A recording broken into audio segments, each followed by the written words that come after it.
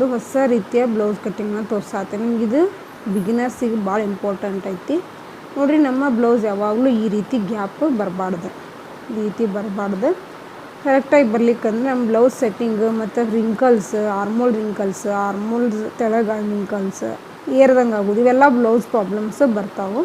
ಅದಕ್ಕೆ ಅದನ್ನು ಯಾವ ರೀತಿ ನಾವು ಯಾವುದೇ ಗ್ಯಾಪ್ ಬರಲಾರ್ದಂಗೆ ಹೆಂಗೆ ಬ್ಲೌಸ್ ಕಟ್ ಮಾಡಬೇಕು, ಈ ರೀತಿ ನಮಗೆ ಬ್ಲೌಸಸ್ ಮೆಜರ್ಮೆಂಟಿಗೆ ಬಂದಾಗ ನಾವು ಅದನ್ನು ಯಾವ ರೀತಿ ಬ್ಲೌಸ್ ಕಟ್ ಮಾಡಬೇಕಂತ ಇವತ್ತಿನ ದಿವಸ ಹೇಳ್ಕೊಡಕತ್ತೀನಿ ನಾನು.